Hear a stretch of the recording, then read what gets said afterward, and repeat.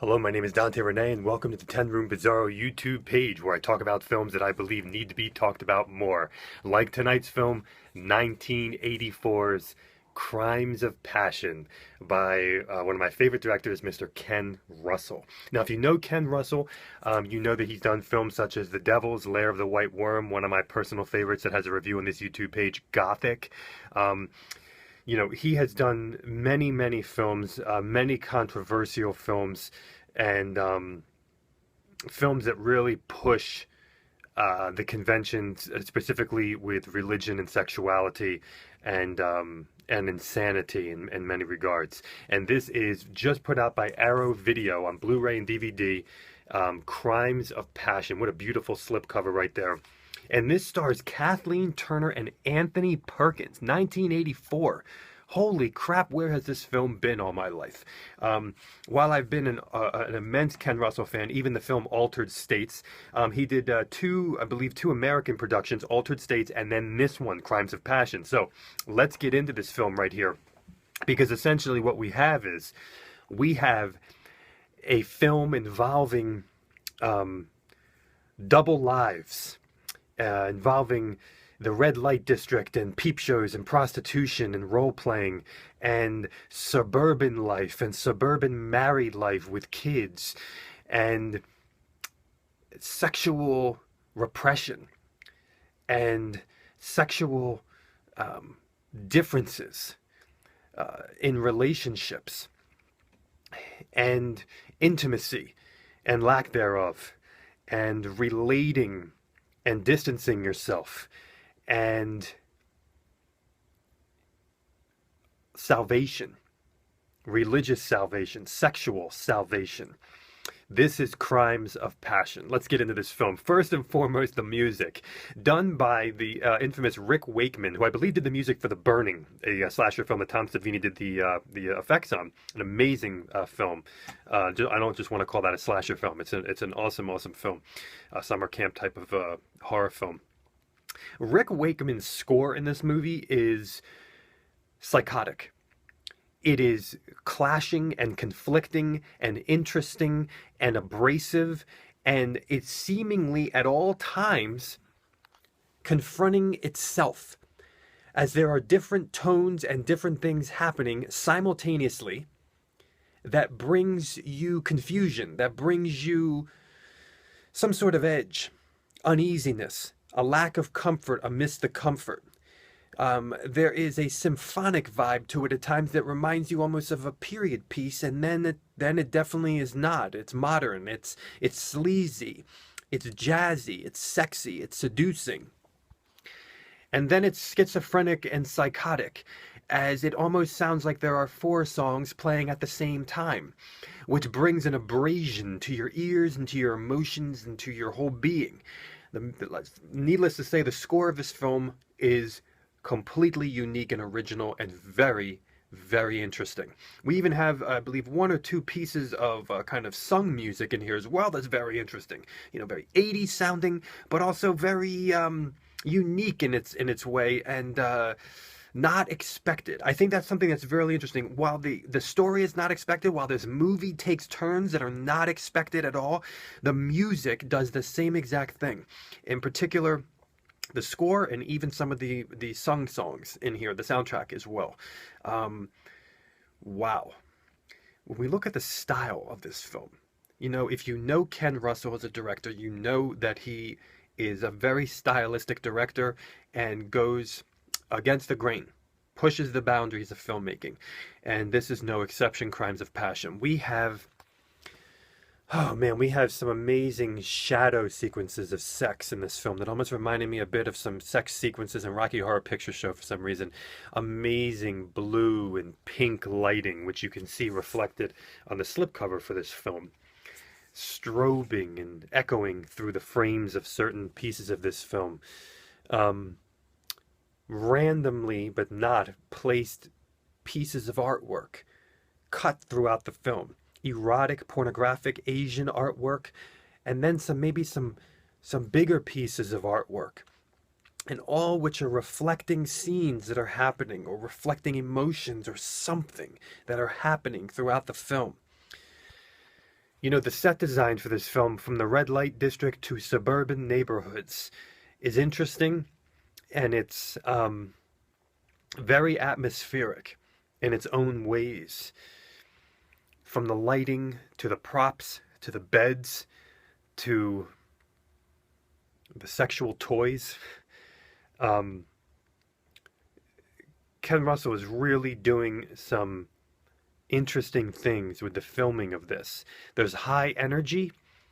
It's experimental in its feeling. It's experimental. As soon as you push play on the film, I mean, the first 10 minutes, 15 minutes of the film, you are caught off guard.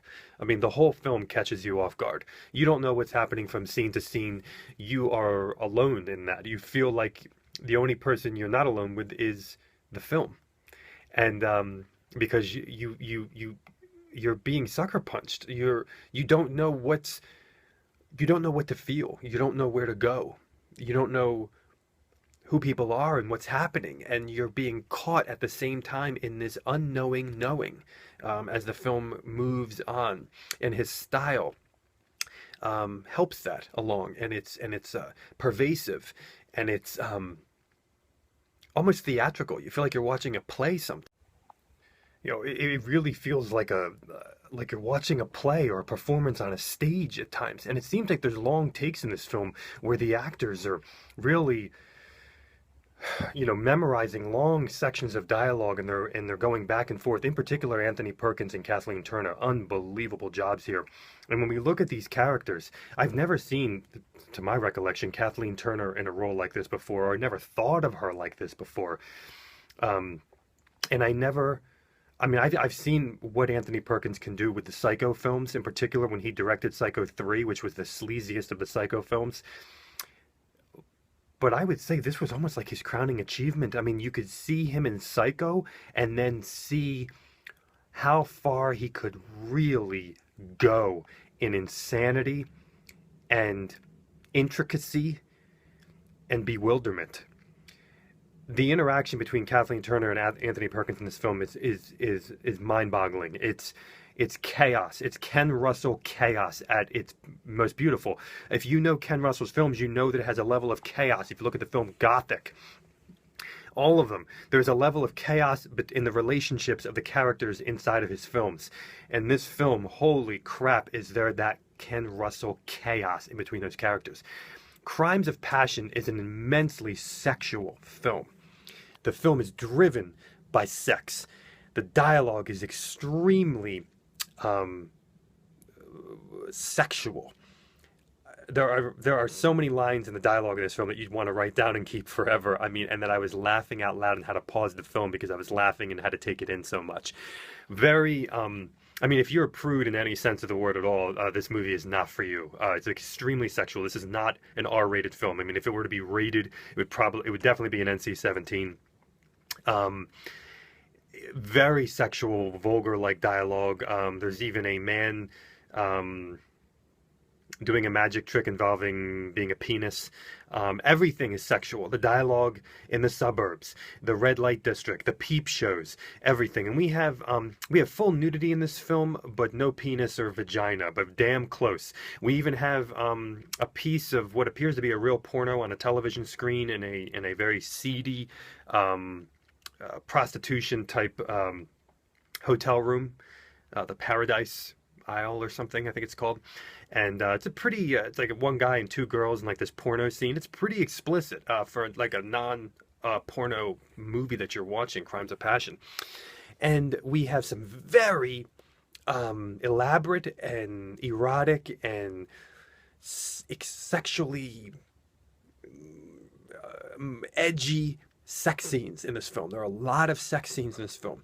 And we have this conflict between, you know, kind of love and lust and desire and romance and just total wild sex in this film. Role-playing, fetishes, sex toys, S&M. I mean, it's all in here. Even, you know, you get some Ken Russell, even somebody dressing as a nun in the film. A bag of sex toys. A possible killer vibrator. This is a wild sexual film. And You see Kathleen Turner's nipples and butt and legs and stomach. She looks unbelievable in this film. I got to be honest with you. I never thought of her like this before, but she looks unbelievable in this film. And the lead guy in the film, other than Anthony Perkins, and I'm blanking on his name right now, unfortunately, but he was in the films that I reviewed in this YouTube page, Mag Wheels. And he was also in another film called Summer Camp, which I have not reviewed yet, but two like kind of teen sex comedies, edgy teen sex comedies as well. So I recognized him in there, which was pretty awesome. He was in some other stuff as well, and retired and I think led a life of philanthropy. But he's the husband in the film. And there is there's a level of investigation and sexual awareness and sexual freedom in this film versus sexual repression. And in all of Ken Russell's film, there's a level of rebellion.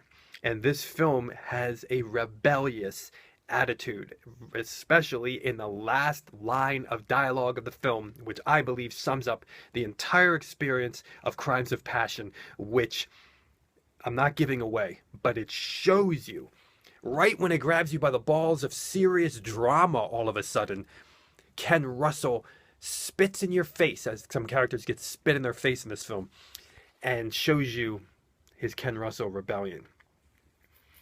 There's violence in this film. There's verbal violence, verbal confusion and chaos, religious sexual confusion. Very bitter black comedy in this film. And the violence is disturbing, and it happens and pulsates in mystery and almost a Anthony Perkins psycho awareness as well. This is Crimes of Passion. It is a film. It'd be too simple to call this a sexploitation film. Way too simple. Way too simple. Not like sexploitation genre is simple. It's not. But this is a wild, crazy, blackly comedic, insane, rebellious, sexual, dramatic love story. Horror as well. Ken Russell's Crimes of Passion, 1984, out by Arrow. I got this on the sale. I got this on a 50% off sale from this company called Grindhouse Video in Tampa, Florida. Here it is, folks. Crimes of Passion. Mr. Ken Russell. Thank you so much for watching the 10 Room Bizarro YouTube page, where I talk about films that I believe need to be talked about more, like this one.